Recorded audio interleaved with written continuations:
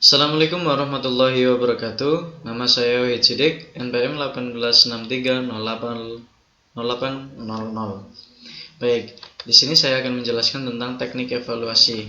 Di mana teknik evaluasi ini bersangkutan dengan mata kuliah interaksi manusia dan komputer. Langsung saja kita akan ke pembahasannya. Baik, di sini untuk penjelasannya ya. Nah, evaluasi digunakan untuk melihat apakah hasil rancangan proses uji coba sistem yang telah dibuat sesuai dengan permintaan pengguna atau user, yaitu kita. Nah, setelah itu proses ini tidak dikerjakan dalam satu fase proses perancangan, tetapi melalui perancangan dengan prinsip life cycle. Dengan hasil dari evaluasi dikembalikan untuk memodifikasi perancangan.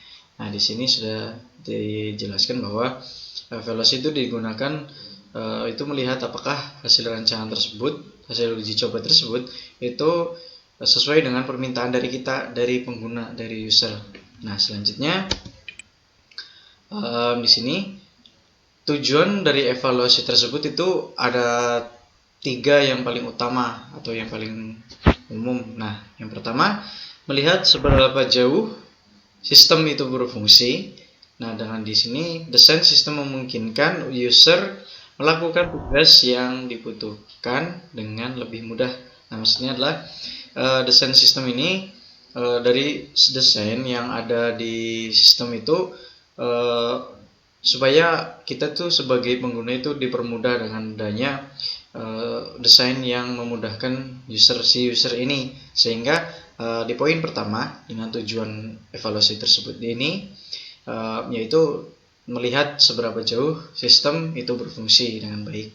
Nah, yang selanjutnya mengidentifikasi problem khusus yang terjadi pada sistem. Nah, ketika menggunakan konteks yang diinginkan menyebabkan hasil yang tidak diinginkan atau terjadi kekacauan di antara user.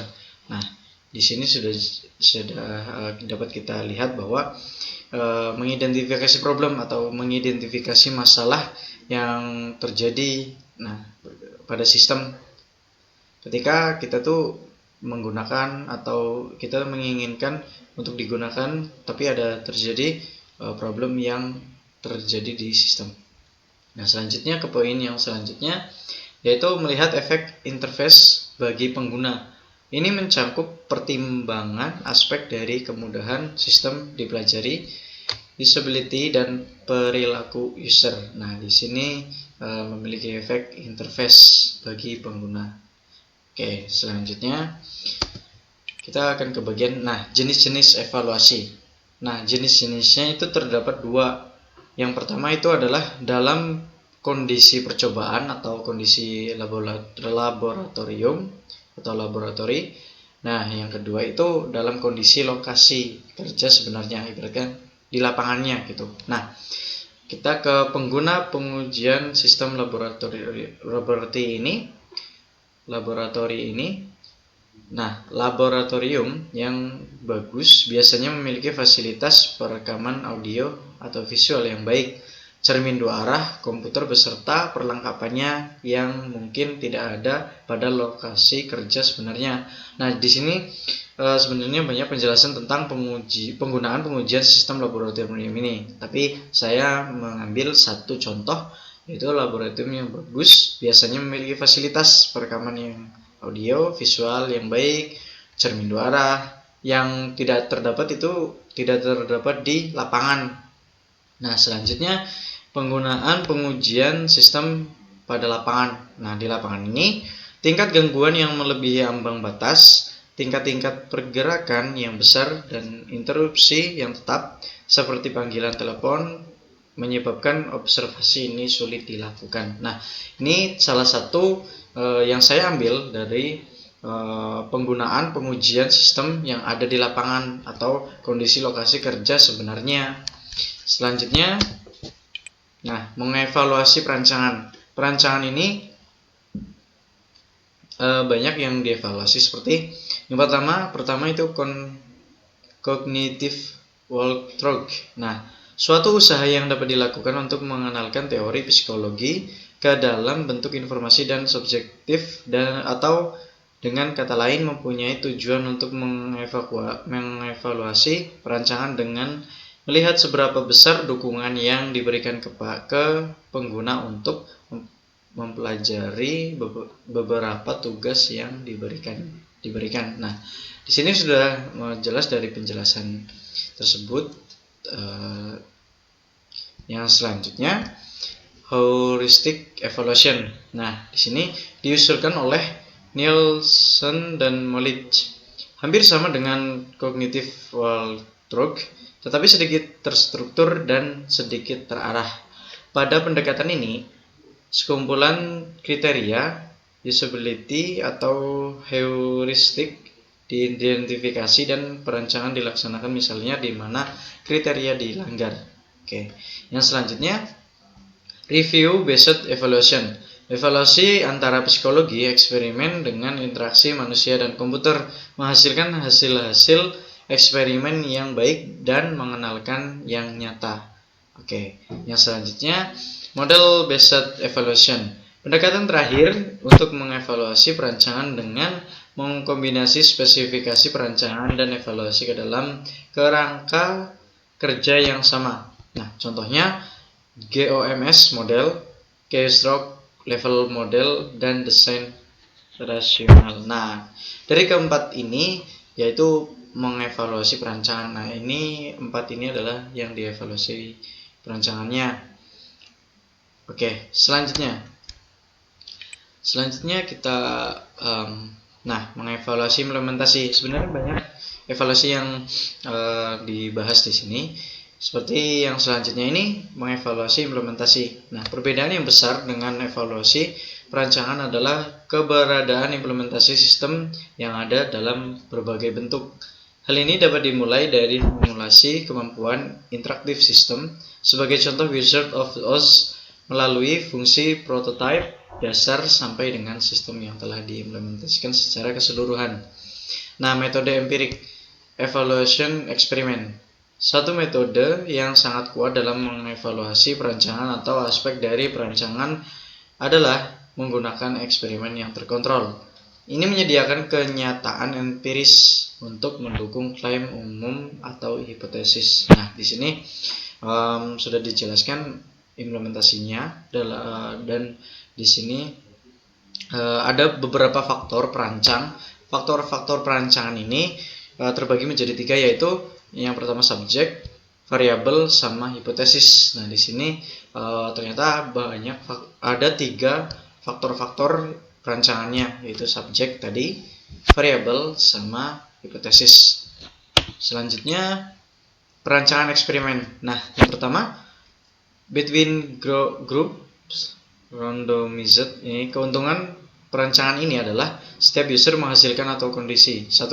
Nah, di sini user itu menghasilkan satu kondisi. Sedangkan di within groups, setiap user akan menampilkan user yang berbeda. Nah, sebenarnya ini banyak, tapi saya mengambil satu contoh dari masing-masing between groups dan within groups ini dalam perancangan eksperimen. Nah, selanjutnya, pemilihan metode eksperimen tergantung dari sumber yang tersedia, bagaimana transfer pembelajaran terjadi atau dapat dikontrol, dan perwakilan yang bagaimana dari kelompok user dipertimbangkan. Nah, selanjutnya, sekali kita menentukan hipotesa yang akan diuji, variabel yang akan dipelajari, subjek yang ada, dan perancangan yang sesuai, kita harus menentukan hasil analisa yang bagaimana yang akan disimpan. Nah, seperti itu dalam perancangan eksperimen ini. Nah, selanjutnya untuk pengukuran statistik. Nah, di sini ada 2 aturan yang mana dalam analisa dengan statistik, yaitu yang pertama melihat data dan menyimpan data. Jadi, yang pertama itu melihat data, yang kedua itu menyimpan data. Nah, menyimpan data penting jika kita akan melakukan metode analisis yang berbeda. Pemilihan analisis statis bergantung pada tipe data dan pertanyaan yang perlu dijawab. Variabel yang digunakan terbagi dalam, ini terbagi dalam discrete variables dan continuous variable. Untuk discrete variable ini menggunakan jumlah yang terbatas dari suatu nilai atau tingkatan, contohnya warna layar monitor, yakni red, green, atau blue. Dan discrete variable ini merupakan suatu independent variable. Jadi discrete variable ini merupakan independent. Selanjutnya continuous variable menggunakan jumlah beberapa pun dalam kurung atau batas atas maupun batas bawah. Contohnya ketinggian seseorang atau waktu yang diperlukan untuk menyelesaikan pekerjaan. Dan juga continuous variable ini merupakan suatu dependent variable, jadi berbeda dengan discrete variable ini. Di pengukuran statistik ini pun ada dua teknik yang digunakan, teknik observasi dan teknik query. Selanjutnya saya lanjutkan. Di sini dalam evaluasi ini banyak metode-metode yang digunakan. Faktor yang membedakan teknik evaluasi. Di sini ada 8 faktor yang membedakan teknik evaluasi yang berbeda yang membantu kita dalam memilih teknik yang sesuai. Ini banyak metode atau teknik-teknik faktor yang mempengaruhi membedakan teknik tersebut.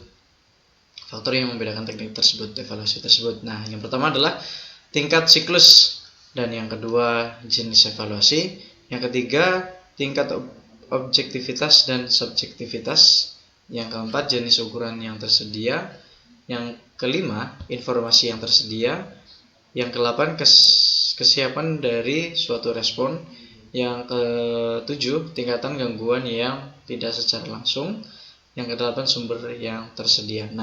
Dari metode ini dapat kita ambil kesimpulan bahwa di evaluasi ini memiliki metode yang kita buat atau kita lakukan untuk membedakan dari teknik-teknik evaluasi yang ada, sehingga dari 8 faktor ini bisa kita ambil. Baik, terima kasih, semoga bermanfaat. Mungkin itu saja yang bisa saya sampaikan. Kurang dan lebihnya saya mohon maaf. Saya akhiri, wabillahi taufiq wal hidayah. Wassalamualaikum warahmatullahi wabarakatuh.